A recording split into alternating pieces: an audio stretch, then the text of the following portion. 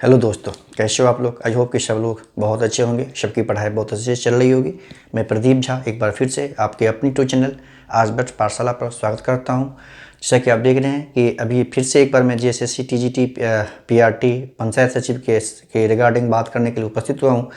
कल एक्चुअली ये जजमेंट आया था, जजमेंट नहीं इसको डायरेक्शन कहा जा सकता है कि जजमेंट तो पहले आ चुका था, सुप्रीम कोर्ट में महत्वपूर्ण सुनवाई हुई थी।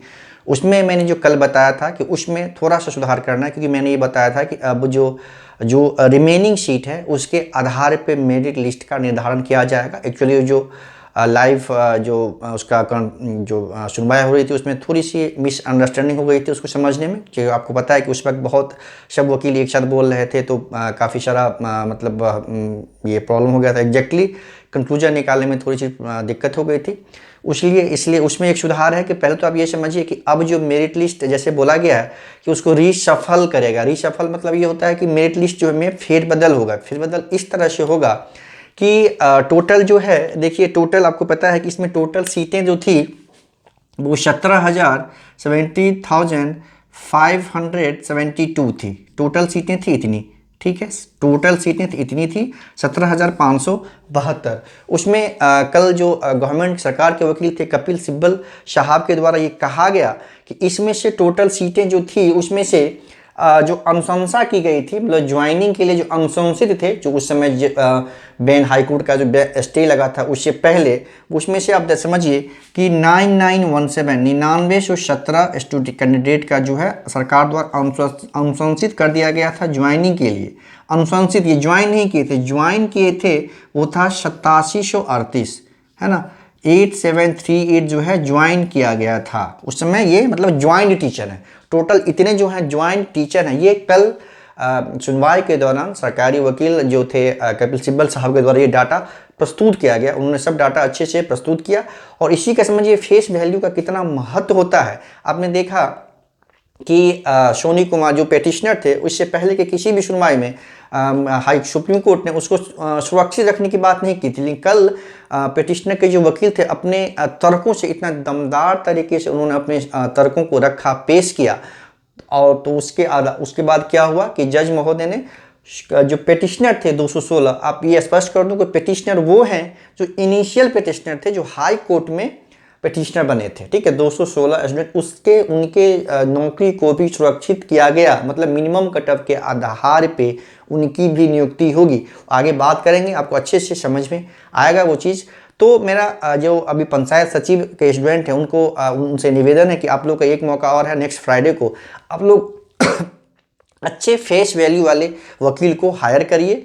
बार बार हियरिंग होती है, डेट मिलता है, उससे अच्छा है कि एक दिन आप किसी अच्छे फेस वैल्यू वाले वकील को हायर करिए, आपका काम उसी दिन अच्छे से हो जाएगा। आपने देखा कि कपिल सिब्बल साहब को कितना टाइम मिला उनको अपनी बात रखने के लिए, और तो फेस वैल्यू का महत्व होता है, इस बात को आप लोग समझिए। और उन्होंने सरकार के पक्ष में ही करीब करीब डिसीजन हुआ कि टोटल जो सीटें क्रिएट करने की उनके द्वारा बहुत अच्छे से ये कहा गया कि अगर जजमेंट के आधार पे, मिनिमम कट ऑफ के आधार पे अगर नियुक्ति की जाती है, अगर करेगी तो 40 के से अधिक नई पोस्ट क्रिएट करनी पड़ेगी, जो कि संभव नहीं है, जो कि संभव नहीं है। इस बात से कन्विंस कर दिए जज महोदय को। तो अंत में यही हुआ कि तब फिर ये हुआ कि फ्रेश मेरिट लिस्ट निकाला जाएगा, मेरिट लिस्ट सफल होगा, फ्रेश मेरिट लिस्ट निकाला जाएगा टोटल इतने पोस्टों पे, ठीक है, टोटल इतने पोस्टों पे फ्रेश मेरिट लिस्ट निकाला जाएगा।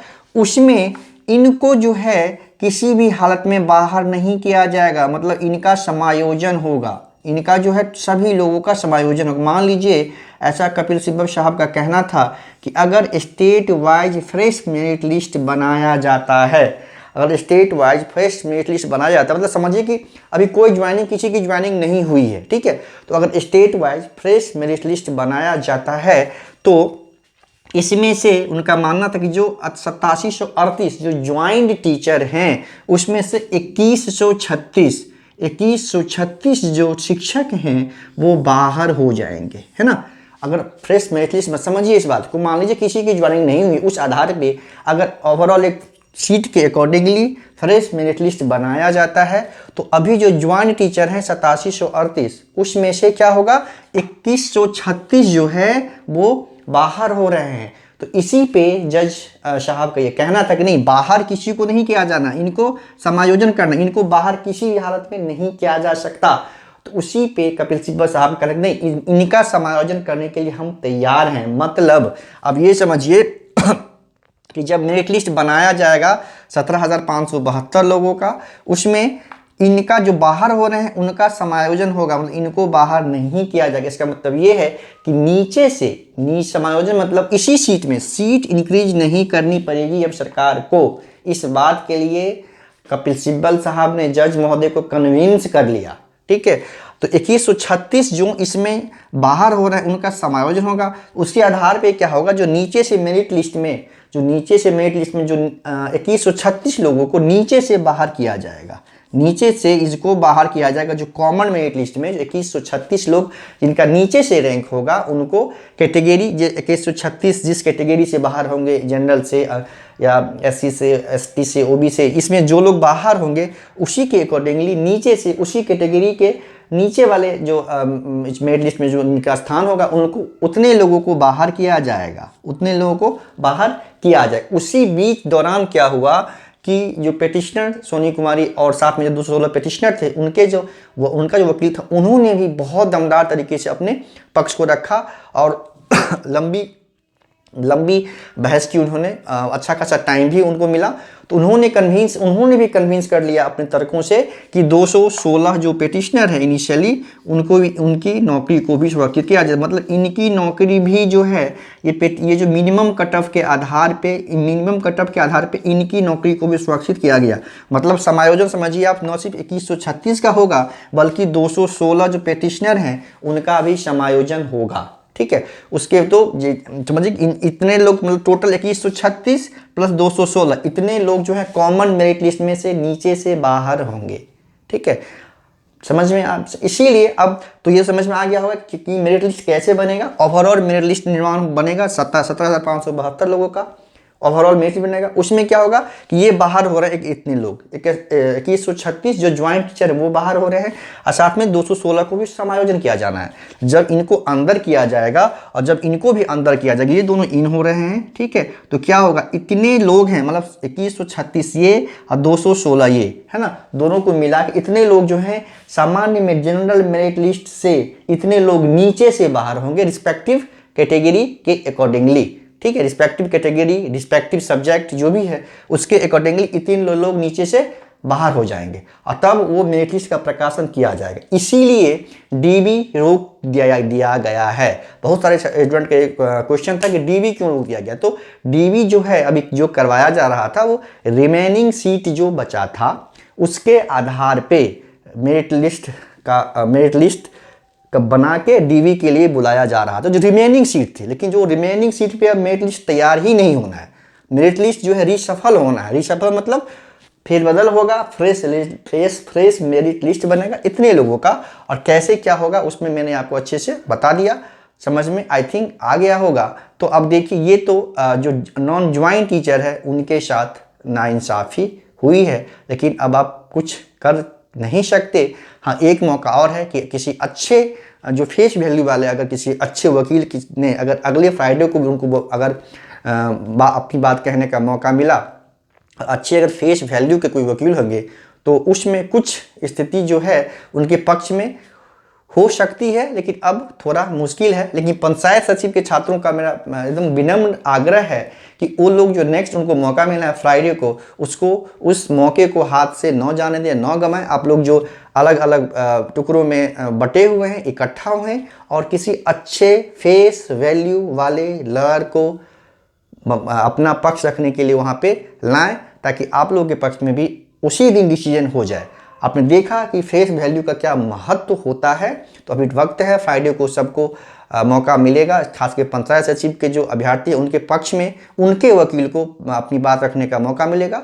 और जो नॉन ज्वाइंट टीचर जो हैं उनको भी चाहिए कि अगर उनको मौका मिलता है अपनी बात कहने का, जज महोदय अगर अनुमति देते हैं, तो अगर कोई अच्छा फेस वैल्यू वाला अगर वकील होगा तो डेफिनेटली असर पड़ेगा, क्योंकि उनकी बातों को सुनते हैं जज महोदय, उनकी बातों को सुनते हैं। अगर फेस वैल्यू का कोई अगर बड़ा वकील नहीं होता है, नॉर्मल वकील होता है, तो थोड़ा सा बोल देते हैं फिर उनको चुप करा देते हैं। अगर बड़ा वकील है, कोई फेस वैल्यू है, बहुत फेमस पर्सनालिटी है, तो फिर वो क्या होता है, उनकी बातों को सुनते हैं, ध्यान से सुनते हैं, तवज्जो देते हैं। इसका उदाहरण आपने पिछले कुछ हियरिंग में आपने देखा होगा कि सोनी कुमारी का जो उनके भी जो वकील थे, पहले उनको मतलब सामान्य कैटेगरी में ही रख दिया गया था, जो कि मेरिट लिस्ट उसको समायोजन की बात कहीं कहीं ही नहीं गई थी, न उस ऑर्डर में, न फ्रेश वाले जो अभी हुआ था उसमें। लेकिन कल उन्होंने अपनी बातों को इतने शानदार तरीके से रखा कि जज महोदय कन्विंस हो गए, और 216 जो अभ्यर्थी हैं हाई कोर्ट में जो ओरिजिनल पिटिशनर थे, उनके नौकरी को भी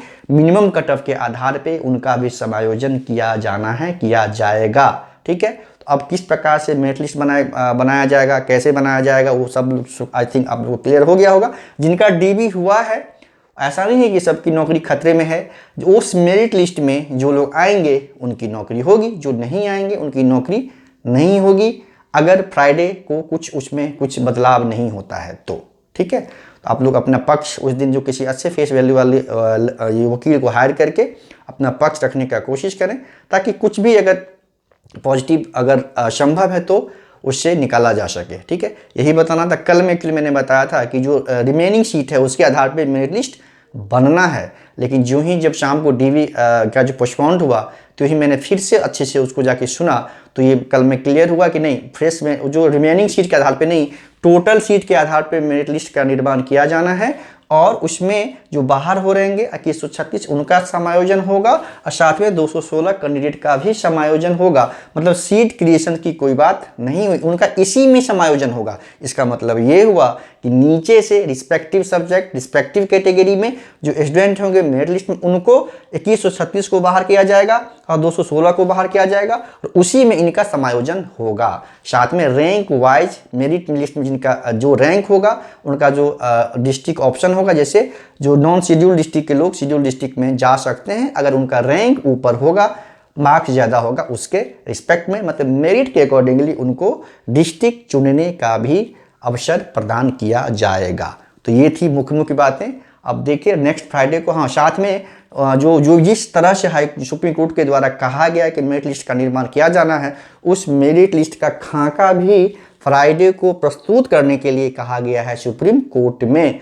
तो मेरिट लिस्ट का भी जो ही वहाँ से अप्रूव हो जाएगा, मेरिट लिस्ट का प्रकाशन कहाँ तो दिया गया कि ऐसे ऐसे किया जाना है, तो उसका एक ड्राफ्ट जो है सुप्रीम कोर्ट में पेश किया जाएगा, और उसके बाद मेरिट लिस्ट का प्रकाशन कर दिया जाएगा फ्रेश तरीके से, और उसके बाद देखिए क्या होता है। लेकिन ऐसा नहीं कि सभी डीवी जिन लोगों का हो गया और सभी की जॉब खतरे में है, ऐसा नहीं है। अगर वो उस मेरिट लिस्ट में आएंगे, उस उनका मार्क्स अगर जो कट ऑफ होगा उससे अगर ऊपर होगा, तो क्या होगा, उनकी नौकरी सुरक्षित रहेगी। अगर कोई मिनिमम नीचे से है तो उनको खतरा, कहेगा बॉर्डर पे हैं तो डेफिनेटली खतरा होगा, क्योंकि बॉर्डर में से ही 2136 को बाहर किया जाना है। जो टीचर जो ज्वाइंट टीचर बाहर होंगे उनके लिए, साथ में 216 और लोगों को बाहर किया जाएगा। किस आधार पे?